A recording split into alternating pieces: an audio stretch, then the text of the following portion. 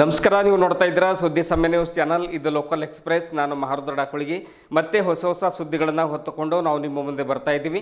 ಈ ದಿನದ ಪ್ರಮುಖ ಹೆಡ್ಲೈನ್ಸ್ಗಳನ್ನು ನೋಡ್ಕೊಂಡು ಬರೋಣ. ಮರಾಠ ಸಮಾಜದ ವತಿಯಿಂದ ಜಿಲ್ಲಾ ಪತ್ರಿಕಾ ಭವನದಲ್ಲಿ ಸುದ್ದಿಗೋಷ್ಠಿ. ಬಿಜೆಪಿ ಪಕ್ಷದ ಧ್ವಜ ಸುಟ್ಟವರಿಗೆ ಖೂಬಾ ಅವರು ಜೊತೆಗೆ ಕರ್ಕೊಂಡು ಓಡಾಡ್ತಾರೆ, ಆದರೆ ನೋಟಿಸ್ ನೀಡದೆ ನಮಗೆ ಉಚ್ಚಾಟನೆ ಮಾಡಿದ್ದು ಖಂಡನೀಯ. ಜನಾರ್ದನ್ ಬಿರಾದರ್ ಅಸಮಾಧಾನ.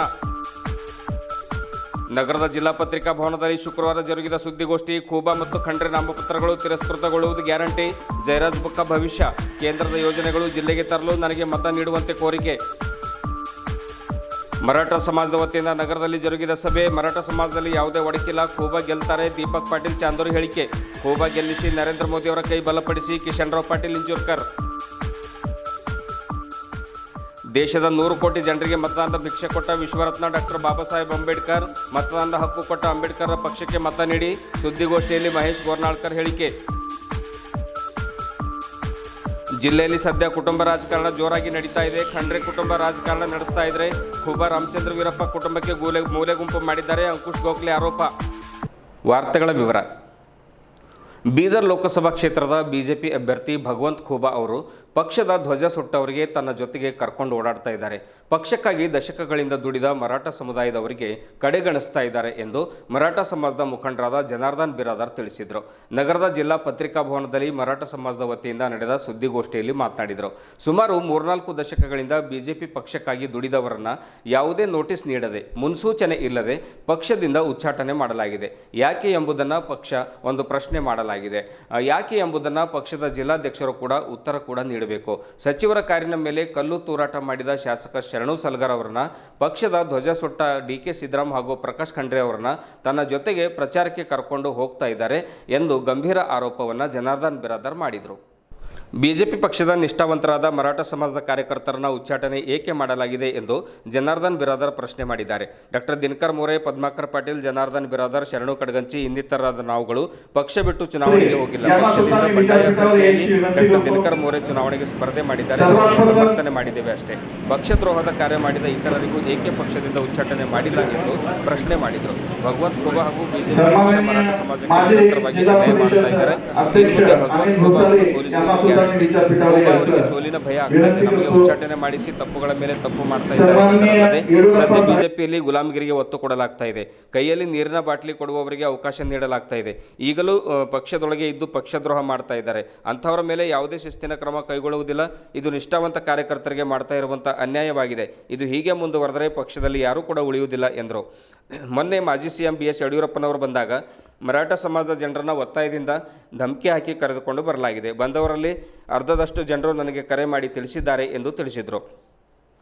ಬಿಜೆಪಿಯ ಮಾಜಿ ಭಾಲ್ಕಿ ತಾಲೂಕು ಉಪಾಧ್ಯಕ್ಷ ಲಿಂಗಾಯತ್ ಮುಖಂಡರಾದ ಶರಣು ಕಡಗಂಚಿ ಮಾತನಾಡಿ, ಮರಾಠ ಸಮಾಜದವರೊಂದಿಗೆ ಹಾಗೂ ಅಭ್ಯರ್ಥಿ ಡಾಕ್ಟರ್ ದಿನಕರ್ ಮೋರೆ ಅವರೊಂದಿಗೆ ಓಡಾಡುತ್ತಿರುವುದಕ್ಕೆ ನನಗೂ ಕೂಡ ಪಕ್ಷದಿಂದ ಉಚ್ಚಾಟನೆ ಮಾಡಿದ್ದಾರೆ. ಹೀಗಾಗಿ ಭಗವಂತ್ ಖೂಬಾ ಅವರಿಗೆ ಧನ್ಯವಾದಗಳನ್ನು ಸಲ್ಲಿಸ್ತೇನೆ. ವಿನಾಶಕಾಲಿ ವಿಪರೀತ ಬುದ್ಧಿ ಎನ್ನುವಂತೆ ಖೂಬಾ ಅವರು ಅಹಂಕಾರದಿಂದ ನಡೆದುಕೊಳ್ತಾ ಇದ್ದಾರೆ. ಸದ್ಯಕ್ಕೆ ಖೂಬಾ ಸುತ್ತಮುತ್ತ ಲಂಚಕೋರರು, ಬ್ರೋಕರ್ಗಳು ಉಳಿದಿದ್ದಾರೆ. ಒಂದು ಸಣ್ಣ ನೌಕರಿ ವರ್ಗಾವಣೆ ಇದ್ರೂ ಕೂಡ ಖೂಬಾ ಆಪ್ತರು ಲಂಚ ಕೇಳ್ತಾರೆ ಎಂದು ಗಂಭೀರ ಆರೋಪ ಮಾಡಿದರು. ಇದೇ ವೇಳೆ ಮರಾಠ ಸಮಾಜದ ಮುಖಂಡರಾದ ಡಾಕ್ಟರ್ ಬಾಲಾಜಿ ಸಾವಳೇಕರ್, ಬಿಜೆಪಿ माजी भालकी तालुका अध्यक्ष राव साहब बिरादर सुद्धिगोष्ठिಯಲ್ಲಿ उपस्थितरिद्ದರು. स्वागत करता हूं. कल हमारे भारतीय जनता पार्टी ने कल हमें पार्टी से निकाला बोल के आपके मीडिया से थ्रू हमें पता चला है. लेकिन हम भी पार्टी का बहुत सालों से काम कर रहे थे, 30-40 साल से काम कर रहे हैं. कल हमको पार्टी से निकाला बोल के निकालने के बाद हम उनसे बात करें तो बोले पार्टी से आपको निकाला है. बोले भाई हमको नोटिस तो देना ना, एक हमारा क्या कहना सुनना तो चाहिए ना. इसका मतलब हमारे पार्टी में दादागिरी चल रही है आजकल. मन में जिसको आए निकालते, जिसको आए लेते. अभी देखो पार्टी का ऑफिस तोड़ने वाले को पार्टी में रखे, भारतीय जनता पार्टी, और पार्टी के झंडे जलाने वाले को जो पार्टी में रखते टिकट देते, और मिनिस्टर के गाड़ी के ऊपर पत्थर फेंकने को पार्टी में टिकट देके उनको MLA बनाते हैं. और हम मराठा समाज के होने से हमारे ऊपर अन्याय हो रहा है ऐसा लग रहा है हमें. अरे हमको नोटिस बिगर नोटिस कैसा निकालते हो पार्टी वाले.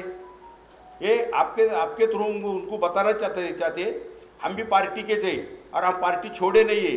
और हम अभी भी हम हमारे समाज के कैंडिडेट होने से हम उनका कन्विंसिंग कर रहे हैं. लेकिन हम बंडखोर बीजेपी बोल के काम कर रहे हैं, हम पार्टी छोड़ के काम नहीं कर रहे। बीजेपी में हर एक इंसान को बाबा साहब अम्बेडकर संविधान से अधिकार दिया है राजकीय में किसका काम करना, क्या काम करना। हमको एक नोटिस तो देना ना, नोटिस दे के हमको हमसे पूछना क्यों कर रहे हो, ऐसा पूछना। हमारे ऊपर बार बार अन्याय कर रहे हैं लोग, फिर भी हम पार्टी का काम कर रहे हैं।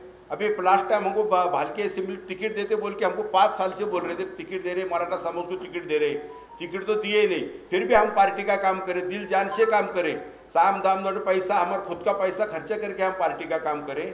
और अभी परसों हमको कल सुबह सीधा पार्टी से निकाला बोल के हमको मैसेज आता है, तो हमारे ऊपर अन्याय हो रहा है। यह अन्याय हम आपके थ्रू उनको बताना चाहते हैं, अन्याय मत करो, ऐसा करने से पार्टी खत्म होती है। और पार्टी में गुलाम जैसे लोगों को पार्टी में ना पोस्ट देकर उनको ना पार्टी प्रोटोकॉल बोल के सब कुछ स्टेज पे बिठाते।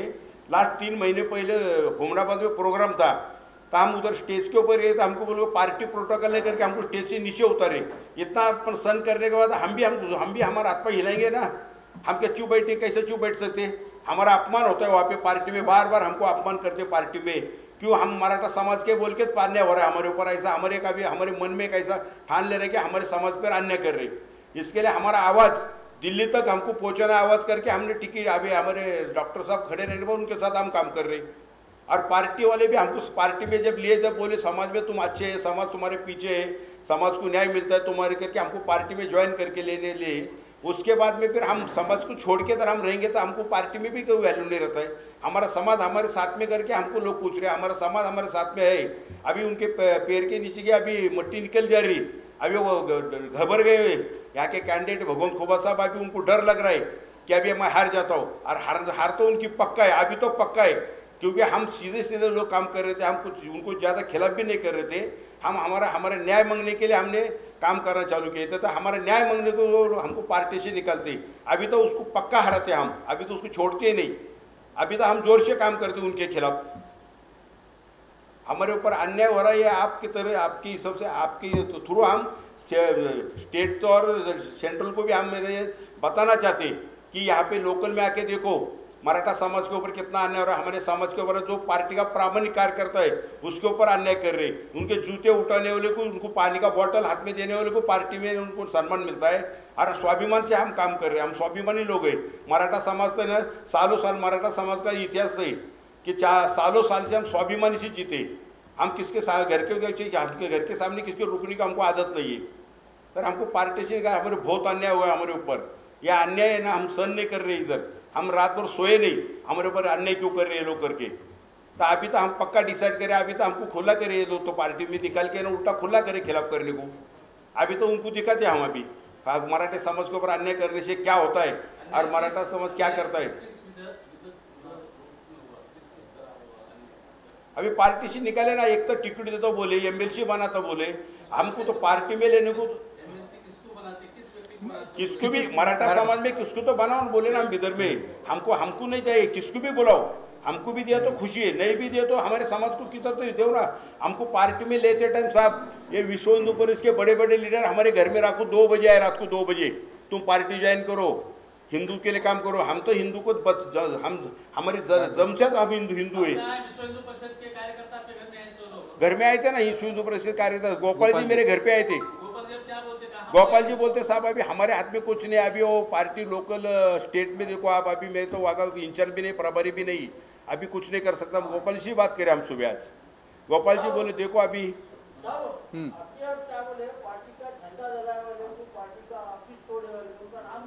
डीके सीताराम प्रकाश खंडरे, हम क्या जो है सो है, आपको भी पता है, हमारे मुँह से सुनना तो सुनो, डीके सीताराम और प्रकाश खंडरे। और शरणू सलगर था मिनिस्टर का गाड़ी तोड़ा, गाड़ी के ऊपर पत्थर फेंके। उस दिन हम भी थे उस टाइम, वो तिरंगा रैली में तिरंगा यात्रा चल रहा था, उस टाइम पत्थर फेंके, हम था उस टाइम, हम थे उस टाइम। अभी पार्टी में नहीं तो उनके साथ में घूम रहे ना, उनके साथ में क्यों घुमा रहे, फिर वो उनके जात का बोल के घुमा रहे क्या। वो जेडीएस में भी नहीं डीके सीताराम, जेडीएस में भी नहीं डीके सीताराम। नहीं इसका मतलब क्या साहब बोलो क्या, अभी हमारे मन में एक ऐसा आ रहा है कि हमारे ऊपर अन्याय हो रहा है, अन्याय हो रहा है, अन्याय हो रहा है। देखो ना कितना, आपको भी पता है, आप तो हमसे ज़्यादा पब्लिक में घूमते हो, आपको तो हमसे ज़्यादा तजुर्बा रहता है, हमारे ऊपर अन्याय हो रहा है।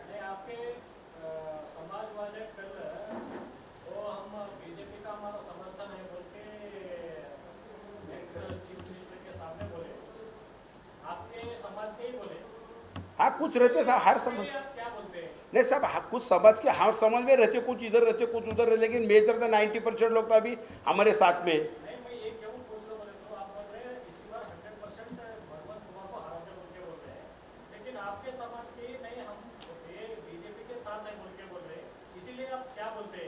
सर उनको गाड़ी भेज के और उनको डरा धमका के बुला के लेके लिए कल, उसमें से आधे से ज़्यादा लोग हैं ना हमको कल फोन कर चुके, साहब हमारी मजबूरी जाना पड़ता है, बुलाए जाना पड़ता है बोल के गए आधे लोग, तो हमको फोन करके गए।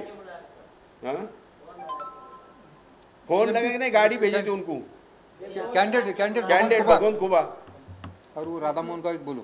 देखो जिसने भी बोला है ना एक्स एपीएमसी मेंबर इद्दा ನಾವು ಜೊತೆಯಾಗ ಭಾಳ ಕೆಲಸ ಮಾಡಿದ ವಿಶ್ವ ಲಿಂಗಾಯತ ಅಖಿಲ ಭಾರತೀಯ ವಿಶ್ವ ಲಿಂಗಾಯತ ಧರ್ಮದ ಮೆಂಬರ್ ಇದ್ದೆ ನಾನು, ಮತ್ತು ನಾವೊಂದು ಮರಾಠ ಸಮಾಜದವ್ರ ಸರಿ ಓಡಾಡಕ್ಕಿದ್ದ ಅಂತ ಉಚ್ಚಾಟನೆ ಮಾಡ್ಯಾರ, ನಮ್ಮ ಪಾರ್ಟಿಯಿಂದ ಸಸ್ಪೆಂಡ್ ಮಾಡ್ಯಾರ।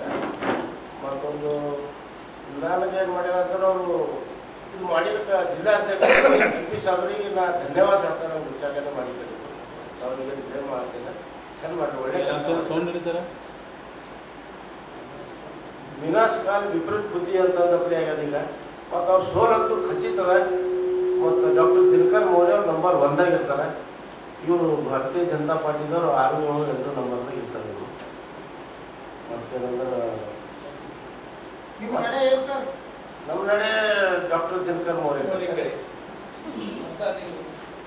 ಮತ್ತು ಅವ್ರ ಬಳಿ ಎಂಥವ್ರು ಉಳಿದಾರ ಅಂದ್ರೆ ಬ್ರೋಕರ್ಗಳು ಏಜೆಂಟ್ಗಳು ಇಂಥ ಮಂದಿ ಉಳಿದಾರ, ಬರೀ ಲಂಚ ಕೇಳೋರು ಯಾರ ಬಲ್ಲಿ MP ಸಾಹೇಬರು।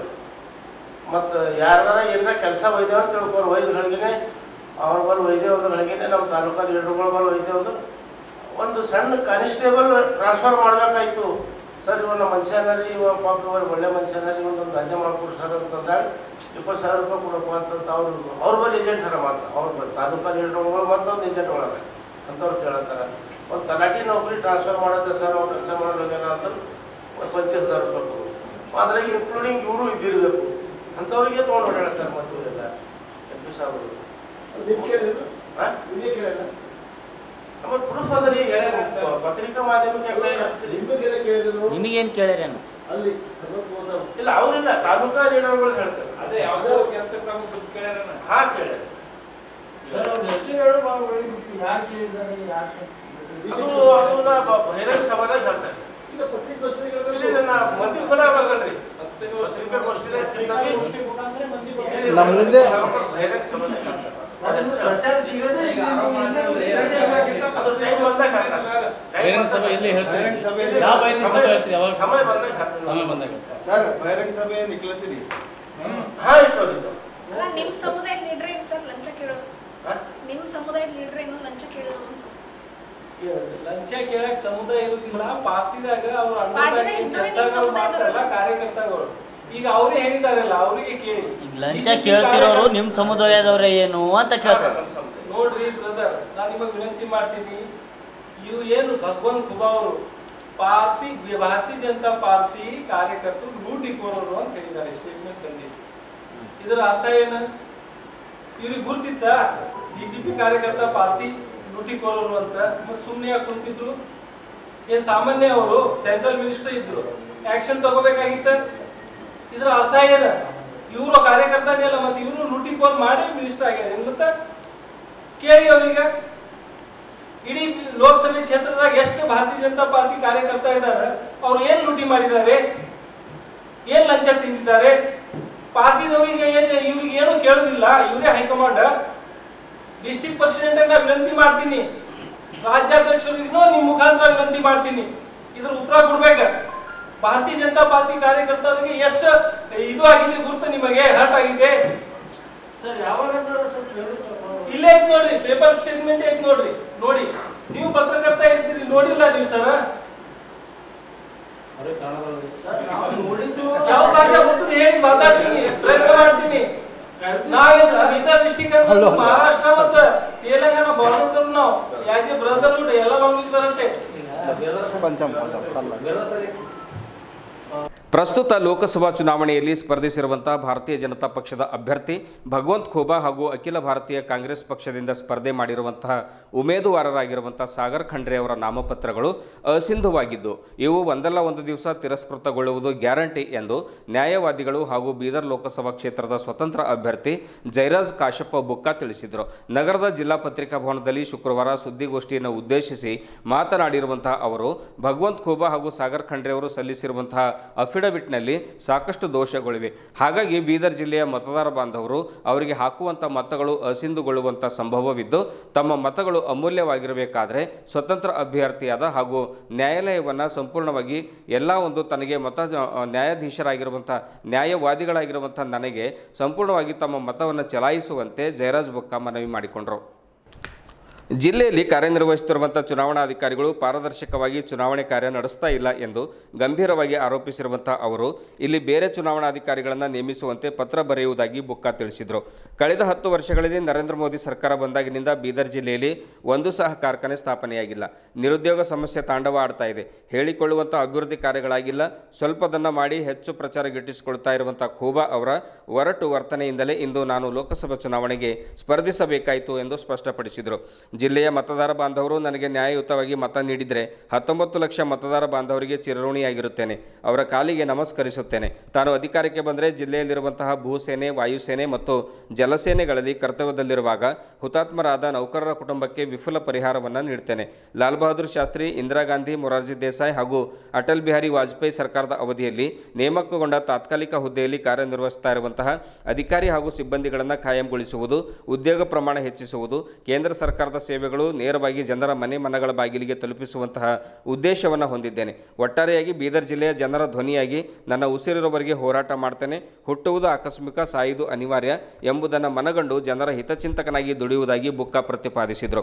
ಇತ್ತೀಚೆಗೆ ಸರ್ವೋಚ್ಚ ನ್ಯಾಯಾಲಯವು ಎಲೆಕ್ಟ್ರಲ್ ಬಾಂಡ್ಗಳಲ್ಲಿ ಬಂದಿರುವಂತಹ ಹಣವನ್ನು ಬಹಿರಂಗಗೊಳಿಸುವಂತೆ, ಅದನ್ನು ಚುನಾವಣಾ ಕಾರ್ಯಗಳಿಗೆ ಬಳಸದಂತೆ ಆದೇಶ ಹೊರಡಿಸಿರುವುದರಿಂದ ಇಲ್ಲಿಯವರೆಗೆ 400 ಸೀಟುಗಳು ಬರುತ್ತವೆಂಬ ಹಗಲುಗನಸಿನಲ್ಲಿದ್ದ ಬಿಜೆಪಿ ಈಗ ತನ್ನ ಸಂಖ್ಯೆಯನ್ನು 200ಕ್ಕೆ ಇಳಿಸಿಕೊಂಡಿದೆ.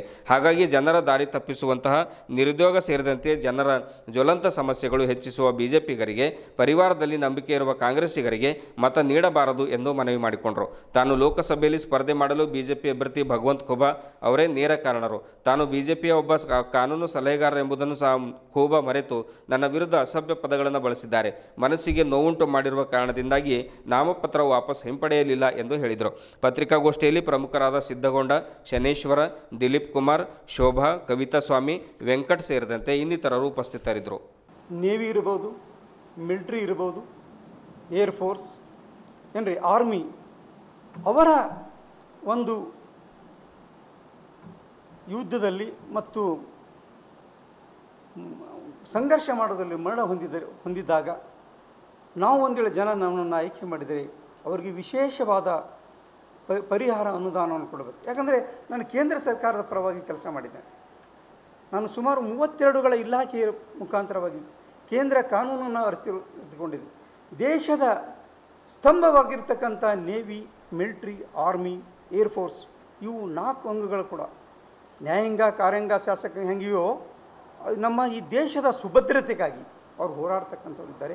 ಅವರ ಕುಟುಂಬಕ್ಕೆ ಬೀದರ್ ಜಿಲ್ಲೆಯಲ್ಲಿ ಏನಾದರೂ ಅನಾಹುತ ಆಗಿ ಮರಣ ಹೊಂದಿದ್ದಾಗ ಅವರಿಗೆ ಪರಿಹಾರವನ್ನು ಕೊಡೋ ರೀತಿಯಲ್ಲಿ ಆ ಫಂಡಿನಲ್ಲಿ ಎಷ್ಟು ಇರ್ತೀವೋ ಅದಕ್ಕಿಂತ ಹೆಚ್ಚಿನದಲ್ಲಿ ಅನುದಾನವನ್ನು ಕೊಡಲಿಕ್ಕೆ ನಾನು ಪ್ರಯತ್ನ ಮಾಡ್ತೀನಿ.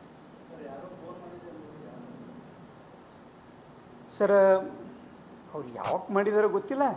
ನಮ್ಮದು ಒಬ್ಬರು ಬಸವರಾಜ್ ಚಿರಡೆ ಅಂತಿದ್ದಾರೆ. ಆ ಬಸವರಾಜ್ ಚಿರಡೆ ಅವರು ಹೇಳಿದ್ರು, ನಮ್ಮ ಆತ್ಮೀಯ ಸ್ನೇಹಿತರು, ನಾವು ವಕೀಲರಾಗಿಂದ ಹಿಡಿದು ಅವರು ತೀರ ಪರಿಚಯದರು. ಅವರು AW ಇಂಜಿನಿಯರ್ ಆಗಿ ಕೆಲಸ ಮಾಡ್ತಿದ್ದರು. ಆ ಬಸವಕಲ್ಯಾಣ ಭಾಗದ ಎಲ್ಲ ಕೆಲಸಗಳನ್ನು ನಮ್ಗೆ ಕಳಿಸ್ತಿದ್ರು. ಅವ್ರು ಹೇಳಿದ್ರು, ವಕೀಲರು ನೀವು ಅವರು ಭಗವಂತ್ ಖೂಬಾಜಿಯವರ ಅವ್ರ ಅಕ್ಕವ್ರ ಮಗಳಿಗೆ ಕೊಟ್ಟಿದ್ರು. ಅವ್ರ ಬ್ರದರ್ ಇಲ್ಲಿ ಭಾವಜಿ ಆಗಬೇಕು ಅವರಿಗೆ. ಅವ್ರು ತೆಕ್ಕೊಂಡು ನಾನು ತೆಕ್ಕೊಳ್ಳೋಕ್ಕೆ ನಾನು ಅವತ್ತೇ ನಾನು ಟೈಪ್ ಕೂಡ ಮಾಡಿ ಸೈನ್ ಕೂಡ ಮಾಡಿದ್ದೆ ಏನ್ರಿ, ಸೈನ್ ಮಾಡಿ ಕೂಡ ಇಟ್ಟಿದ್ದೆ. Before the returning officer, low constituency Bidar, permission for withdraw the nomination papers, Jayaraj K book ಅಂತೇಳಿ ಇದು ಮಾಡಿದೆ ಸರ್.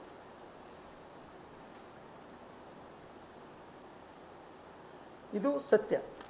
ಆದರೆ ಇವರು ಹೇಳಿದ ಕೆಲವು ಗಂಟೆಗಳಲ್ಲಿ ಮಾನನೀಯ ಭಗವಂತ ಖೋಬಾಜಿಯವರು ನಮ್ಮನ್ನು ನಿಮ್ಮ ನಾಮಿನೇಷನ್ ಆಫೀಸ್ ತಗೊಳ್ರಿ ವಕೀಲ್ ಮುಖ ನೋಡ್ಕೋನಿ ಹಂಗೆ ಅಂತ ಒಂದು ಏನು ಪ್ರೇಮದಿಂದ ಅಂದರೆ ಹಂಗಂದ್ರೆ ನಾವು ಅದ್ರ ಬಗ್ಗೆ ತಿಳಿಸ್ಕೊಂಡಿಲ್ಲ. ಮನೆಗಿದ್ದಿರ್ಬೋದು ಅಂದಿರ್ಬೋದು ಅಂತ ತಿಳ್ಕೊಂಡೆ. ಆದರೆ ಅವರು BJP ಪಕ್ಷದ ಆಫೀಸ್ನಲ್ಲಿ ಸುಮಾರು 32 ವರ್ಷಗಳ ಕಾಲ ಸಾವಿರಾರು ಕಾರ್ಯಕರ್ತರಿಗೆ ನ್ಯಾಯ ಒದಗಿಸಿಕೊಟ್ಟು ಅವರಿಗೆ ರಕ್ಷಣೆ ನೀಡಿದ ವ್ಯಕ್ತಿಗೆ ಈ ರೀತಿ ಮೈಕ್ ಓಪನ್ ಮಾಡಿ ಸುತ್ತಮುತ್ತಲದವರು ಮಾಡಿದರಿಂದ ನನಗೆ ಯಾಕೋ ಈ ಪಕ್ಷದಲ್ಲಿ ಇರೋದು ಬೇಡ, ಇಂಥ ಅವಮಾನ ರೀತಿಯಲ್ಲಿ ನಡ್ಕೊಂಡು ಹೋಗೋರ ಜೊತೆ ಇರೋದು ಬೇಡ. ನನಗೆ ಕೋರ್ಟ್ ಇದೆ, ಪೆನ್ ಇದೆ, ಜನರಿಗೆ ನ್ಯಾಯ ಕೊಡೋಣ, ಜನರ ಮಧ್ಯೆ ಇರೋಣ, ಜನತಾ ಜನಾರ್ದನ್ ಪಾರ್ಟಿನೇ ನನ್ನ ಪಾರ್ಟಿ ಅಂತ ತಿಳ್ಕೊಂಡು ನಡೆಯೋಣ ಅಂಥೇಳಿ ನಿರ್ಧಾರ ಮಾಡಿಕೊಂಡು ನಮ್ಮ ನಾಮಿನೇಷನ್ ಪತ್ರವನ್ನು ತೆಗೆದುಕೊಂಡಿಲ್ಲ. ಮತ್ತು ಶ್ರೀಮಾನ್ ಬಸವರಾಜ್ ಚಿಡೆ AW ಸಾಹೇಬ್ರಿಗೆ ಕೂಡ ನಿಮ್ಮ ಭಾವಜಿ ಹಿಂಗಂದ್ರೆ ಅಂತ ಕೂಡ ನಾನು ಹೇಳಕ್ಕೆ ಹೋಗಿಲ್ಲ. ಯಾಕಂದ್ರೆ ಮಾತಾಡಿದ್ರು ಹೋಯ್ತು, ಸ್ವಾಮಿ ಮುತ್ತು ಹೊಡೆದ್ರು. ಅವ್ರು ಯಾವ ಉದ್ದೇಶಕ್ಕೆ ಅಂದಾರೋ ಅದು ನಮ್ಗೆ ನೋವಾಯಿತು. ಹೀಗಾಗಿ ನನ್ನನ್ನು ಭಗವಂತ ಖೋಬಾಜಿಯವರು ನನ್ನನ್ನು ರಾಜಕೀಯವಾಗಿ ಇಳಿಸಿದ್ರು. ನನ್ನ ಜೀವನದಲ್ಲಿ ರಾಜಕೀಯ ನಾರಾಯಣರಾವ್ ಮನ್ನಳ್ಳಿ ಹೇಳಿದರು ರಾಜಕೀಯದಾಗ ಹೋಗ್ಬೇಡ ಕೆಲಸ ಅಂತ. ಆದರೆ ಇವರ ಒಂದು ಫೋನ್ ಮುಖಾಂತರ ನನ್ನನ್ನು ಪಾರ್ಲಿಮೆಂಟ್ ಅಭ್ಯರ್ಥಿ ಮಾಡಿದ್ದಾರೆ. ಅವ್ರಿಗೆ ನಾನು ನಿಮ್ಮ ಮುಖಾಂತರವಾಗಿ ಧನ್ಯವಾದಗಳು ಸಲ್ಲಿಸ್ತೇನೆ ಬಂಧುಗಳೇ. ಇನ್ನೊಂದೇನೆಂದರೆ ಸರ್, ಬೀದರ್ ಜಿಲ್ಲೆಯಲ್ಲಿ ನಿರುದ್ಯೋಗ ಸಮಸ್ಯೆ ಬಹಳ ಇದೆ. ಕೈಗಾರಿಕೆ ಇಂಡಸ್ಟ್ರೀಸ್ ಶ್ರೀಮಾನ್ ನರೇಂದ್ರ ಮೋದಿಜಿಯವರು, ಪ್ರೈಮ್ ಮಿನಿಸ್ಟರ್ ನರೇಂದ್ರ ಮೋದಿ ಸಾಹೇಬರು ಅವಧಿಯಲ್ಲಿ ಯಾವುದೇ ಕೈಗಾರಿಕೆ ಸ್ಥಾಪನೆಗಳು ಬೀದರ್ ಜಿಲ್ಲೆಯಲ್ಲಿ ಆಗಿವೆ. ಪ್ರಥಮವಾಗಿ ನಿರುದ್ಯೋಗ ಸಮಸ್ಯೆಗಳು ಹೋಗಬೇಕಾದ್ರೆ ಕೈಗಾರಿಕೆ ಈ ಭಾಗದಲ್ಲಿ ಇಲ್ಲಿದ ಒಂದು ವಾತಾವರಣ ನೋಡಿಕೊಂಡು ಯಾವ ಕೈಗಾರಿಕೆ ಸ್ಥಾಪನೆ ಮಾಡಬೇಕೆಂಬುದಕ್ಕೆ ನಾನು ಹೆಚ್ಚಿನ ಆದ್ಯತೆಯನ್ನು ಕೊಡ್ತೇನೆ. ಯಾವುದೇ ಬೀದರ್ನಲ್ಲಿ ಕೈಗಾರಿಕೆ ಅಭಿವೃದ್ಧಿಗಳ ಸ್ಥಾಪನೆಗಳು ಆಗಿವೆ. ಮಾಜಿ ಮುಖ್ಯಮಂತ್ರಿ BS ಯಡಿಯೂರಪ್ಪ ಅವರ ನೇತೃತ್ವದಲ್ಲಿ ಬೀದರ್ ನಗರದಲ್ಲಿ ಮರಾಠ ಸಮಾಜದ ವತಿಯಿಂದ ಸಭೆ ಜರುಗಿತು. ಸಭೆಯಲ್ಲಿ ಸಾವಿರಾರು ಜನ ಮರಾಠ ಸಮಾಜದ ಮುಖಂಡರು ಭಾಗವಹಿಸಿದರು. ಈ ವೇಳೆ ಸಭೆಯ ನಂತರ ಮುಖಂಡರಾಗಿರುವಂತಹ ದೀಪಕ್ ಪಾಟೀಲ್ ಚಾಂದೋರಿ ಅವರು ಮಾತನಾಡ್ತಾ, ನಮ್ಮ ಸಮಾಜದಲ್ಲಿ ಯಾವುದೇ ಒಡಕಿಲ್ಲ, ಎಲ್ಲರೂ ಕೂಡ ಒಗ್ಗಟ್ಟಾಗಿದ್ದೇವೆ. ಕೆಲವರು ತಮಗೆ ಏನೂ ಸಿಕ್ಕಿಲ್ಲ ಎಂದು ಸಮಾಜದ ಹೆಸರನ್ನು ಕೆಡಿಸಲಿಕ್ಕೆ ಬೇರೆಯವರ ಜೊತೆ ಓಡಾಡ್ತಾ ಇದ್ದಾರೆ. ನಮ್ಮ ಕೆಲವು ಬೇಡಿಕೆಗಳನ್ನು ಯಡಿಯೂರಪ್ಪನವರ ಮುಂದೆ ಇಟ್ಟಿದ್ದೇವೆ. ಮರಾಠ ಸಮಾಜದ ಹಿಂದೆಯೂ ಕೂಡ BJP ಜೊತೆಗಿತ್ತು, ಈಗಲೂ ಕೂಡ BJP ಜೊತೆಗಿದೆ, ಮುಂದೆಯೂ ಕೂಡ ಸದಾ BJP ಜೊತೆಗೆ ಇರುತ್ತದೆ ಎಂದು ಪಾಟೀಲ್ ಅವರು ಸ್ಪಷ್ಟಪಡಿಸಿದರು. ಇನ್ನೋರ್ವ ಮುಖಂಡರಾದ ಕಿಶನ್ ರಾವ್ ಪಾಟೀಲ್ ಇಂಚೂರ್ಕರ್ ಅವರು ಮಾತನಾಡ್ತಾ, ಕೇಂದ್ರದಲ್ಲಿ ನರೇಂದ್ರ ಮೋದಿ ಅವರ ಕೈ ಬಲಪಡಿಸಲಿಕ್ಕೆ ಇನ್ನೂ ಹೆಚ್ಚಿನ ಒಂದು ಗಟ್ಟಿ ಕಾಯ್ದೆಗಳನ್ನು ದೇಶದಲ್ಲಿ ಜಾರಿಗೆ ತರಲಿಕ್ಕೆ ಭಗವಂತ ಖೋಬಾ ಅವರನ್ನ ಹಾಗೂ ನರೇಂದ್ರ ಮೋದಿ ಅವರನ್ನ ಗೆಲ್ಲಿಸಿ ಎಂದು ಮನವಿ ಮಾಡಿಕೊಂಡರು.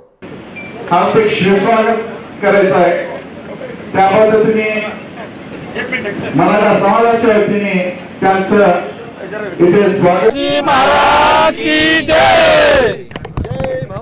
जय शिवाजी. ಇಂದು SRS ಫಂಕ್ಷನ್ ಹಾಲ್ನಲ್ಲಿ ರಾಜ್ಯದ ಮಾಜಿ ಮುಖ್ಯಮಂತ್ರಿಗಳಾದ ಸನ್ಮಾನ್ಯ ಶ್ರೀ ಯಡಿಯೂರಪ್ಪ ಸಾಹೇಬರಿಗೆ ಸನ್ಮಾನಿಸಲಾಯಿತು.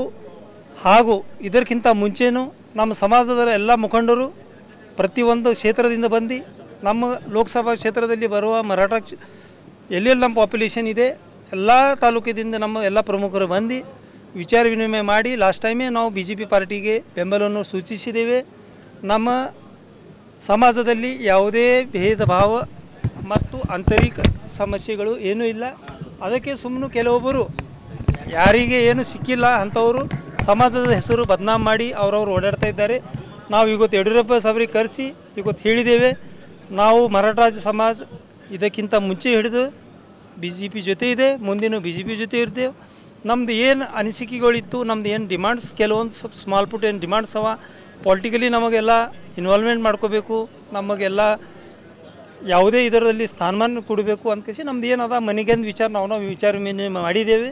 ನಮ್ದು ಯಾವುದೂ ಭೇದ ಭಾವ ಇಲ್ಲ, ಯಾರ ಬಳಿ ಏನೂ ತಾರತಮ್ಯ ಮಾಡುವಂಥ ಪ್ರಶ್ನೆ ಇಲ್ಲ.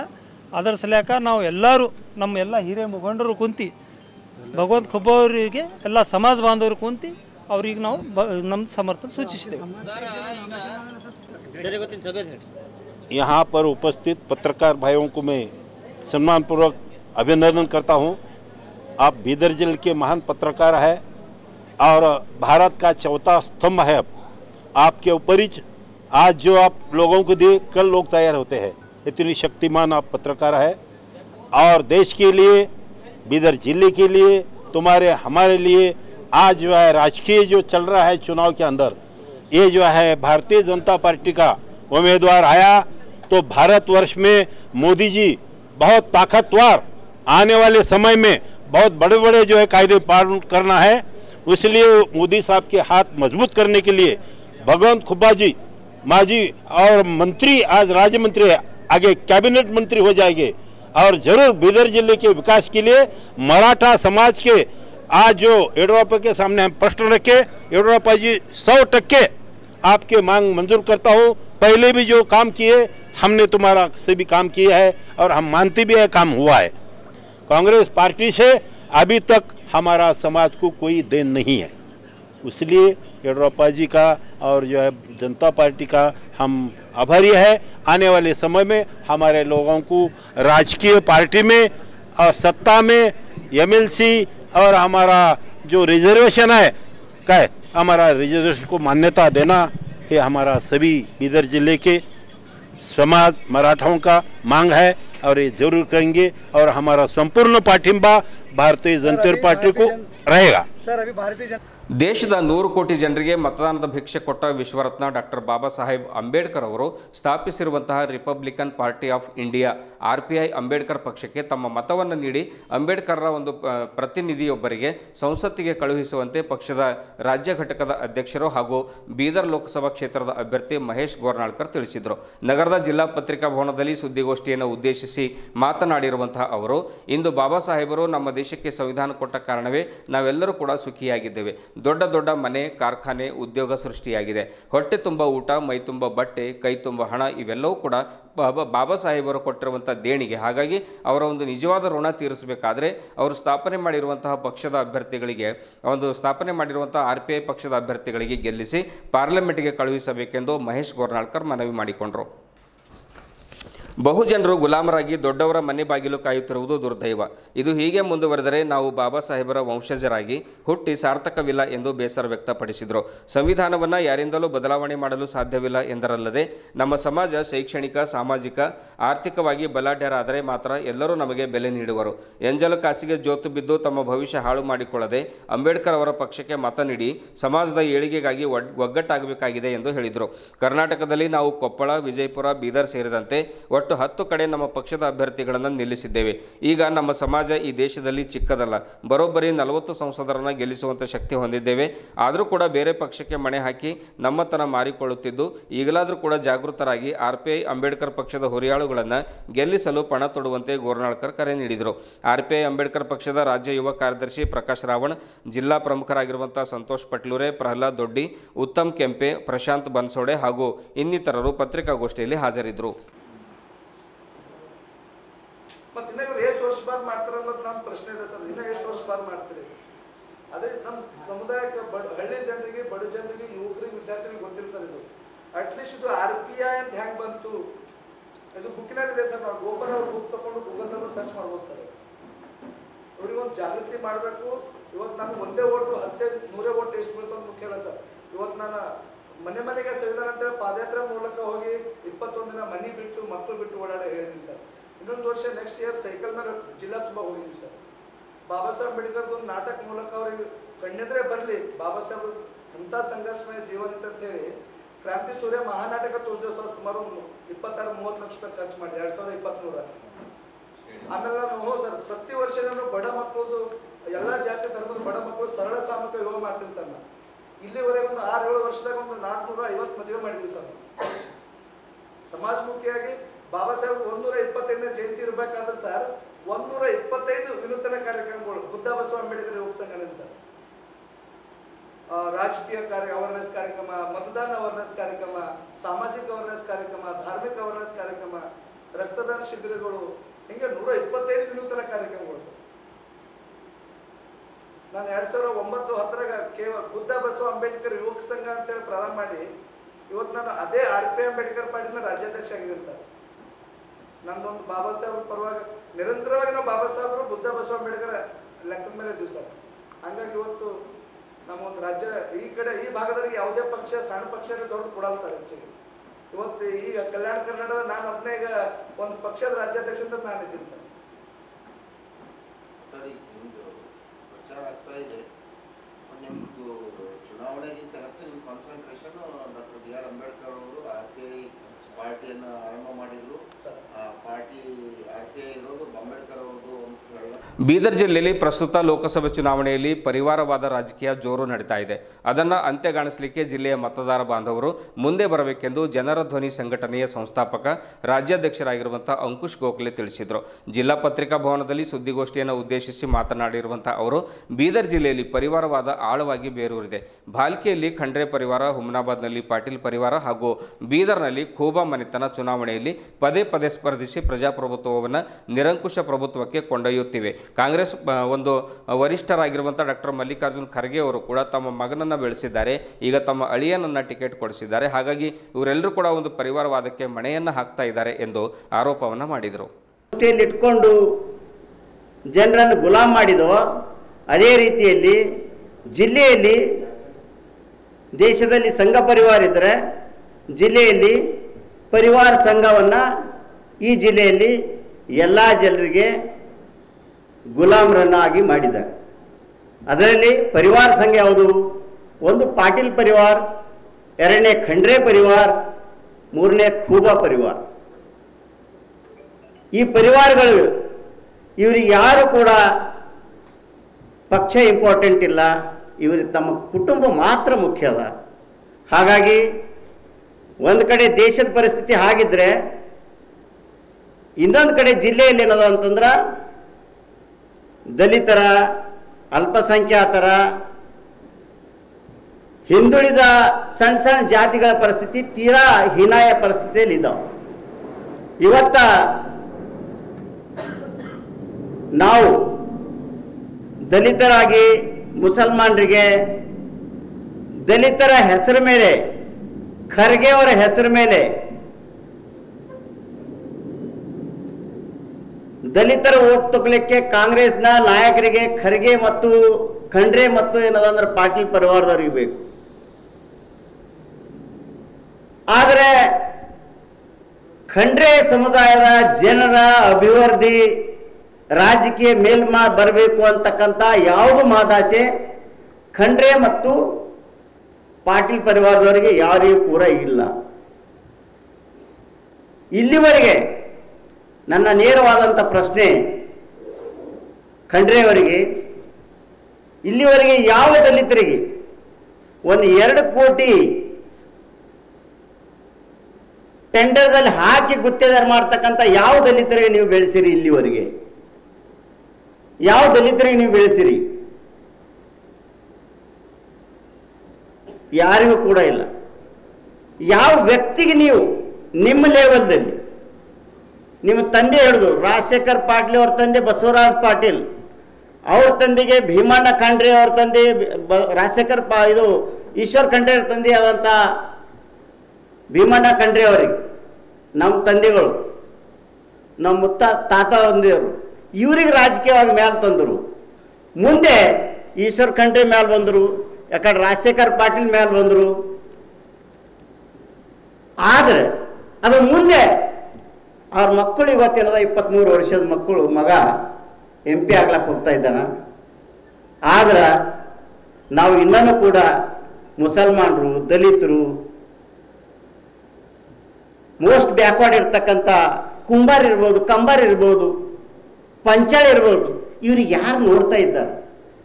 ಇವರೆಲ್ಲರೂ ಕೂಡ ಏನದ ಅಂತಂದ್ರೆ ಕೇಳಲಾರ್ದೇನೆ, ಕರೀಲಾರ್ದೇನೆ ಮ್ಯಾಲೆ ಬಿದ್ದು ಖಂಡ್ರೆ ಸಾಬ್ರಿಗೆ ಜಯವಾಗಲಿ, ಸೂರ್ಯ ಚಂದ್ರ ಧೀರ ವೀರ ಅಂತಂದು ಇವತ್ತ ಮುಗ್ಧ ಯುವಕರು ಏನದ ವರ್ಣನೆ ಮಾಡಿ ಏನದ ಮೇಲೆ ಬಿಸ್ಲತ್ತಾರ.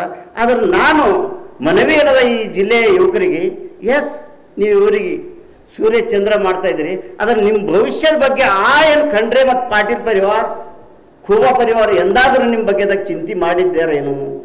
ಒಂದು ನೀವು ಅವಲೋಕನ ಮಾಡಿಕೊಡು. ಎಂದೂ ಕೂಡ ಇಲ್ಲ, ಎಂದೂ ಕೂಡ ಇಲ್ಲ. 7 ಸರ್ತಿ ಸಂಸದ ಆದಂಥ ರಾಮಚಂದ್ರ ವೀರಪ್ಪ ಅವ್ರ ಮಕ್ಕಳು ಗತಿ ಏನದ? ಇವತ್ತು ಗತಿ ಏನದ? ಎಲ್ಲಿಟ್ಟಾರೆ ಇವ್ರ ಜಿಲ್ಲೆಯ ನಾಯಕರು? ಯಾಕಾಗಿ ಇವ್ರಿಗೆ ಓಟ್ ಹಾಕಬೇಕು ದಲಿತರು? ಯಾಕಾಗಿ ಓಟ್ ಹಾಕಬೇಕು ಮುಸಲ್ಮಾನರು? ಯಾಕಾಗಿ BJPಗೆ ಖೂಬಾ ಒಬ್ಬ ಗಮಂಡಿ ಭಗವಂತ ಖೂಬಾ ಅವರ ನೈತಿಕತೆ ಅದ. 7 ಸಾರಿ ಸಂಸದರಾದಂಥ ವೀರಪ್ಪ ರಾಮಚಂದ್ರ ವೀರಪ್ಪ ಅವರ ಕುಟುಂಬ ಕೇಳಿ ಏನು ಅವ್ರ ಕುಟುಂಬ ಎಲ್ಲಿದೆ, ಅವ್ರ ಸದಸ್ಯರು ಎಲ್ಲರ ಅಂತ ಗೊತ್ತಿಲ್ಲ. ಮೊನ್ನೆ ನಡೆದಂಥ ಖರ್ಗೆ ಅವರ ಅಭಿನಂದನಾ ಪ್ರೋಗ್ರಾಮ್ದಲ್ಲಿ 4 ಸರ್ತಿ ಸಂಸದಾದಂಥ ಸೂರ್ಯವಂಶಿಯವರು, ಬೀದರ್ ಜಿಲ್ಲೆಯಲ್ಲಿ 4 ಸರ್ತಿ ಸಂಸದಾದಂಥ ಸೂರ್ಯವಂಶಿಯವರು 3ನೇ ಲೈನ್ದಲ್ಲಿ ಕುಂತಿರ್ತಾರೆ ಖರ್ಗೆ ಅವರ ಅಭಿನಂದನಾ ಪ್ರೋಗ್ರಾಮ್ದಲ್ಲಿ. 1ನೇ ಲೈನ್ದಲ್ಲಿ ಖಂಡ್ರೆ ಅವ್ರ ಮಗ ಕೂಡ್ತಾರೆ, ರಾಜಶೇಖರ್ ಪಾಟೀಲ್ ಮಗ ಕೂಡ್ತಾನೆ, ರಹೀಂ ಖಾನ್ ಮಗ ಕೂಡ್ತಾನೆ. ಈ ದಲಿತರಿಗೆ ಸ್ವಲ್ಪ ಆತ್ಮಾವಲೋಕನ ಮಾಡ್ಕೋಬೇಕು. ಮರ್ಯಾದೆಯಿಂದ ನಿಮ್ಮ ಬದುಕಿ ಯಾವ ಸ್ಥಿತಿಗೆ ತಂದಿರ್ತಾರೆ ಖರ್ಗೆ ಮತ್ತು ಖಂಡ್ರೆ ಮತ್ತು ಪಾಟೀಲ್ ಪರಿವಾರ. ಇದುವರೆಗೂ ಸುದ್ದಿ ಕೊಟ್ಟಿರುವ ನಾನು ಮಹರ್ದೊಡ ಆಕಳಿಗೆ ಮತ್ತೆ ಮುಂದಿನ ವಾರ್ತೆಗಳೊಂದಿಗೆ ಭೇಟಿಯಾಗೋಣ. ವಂದನೆಗಳು.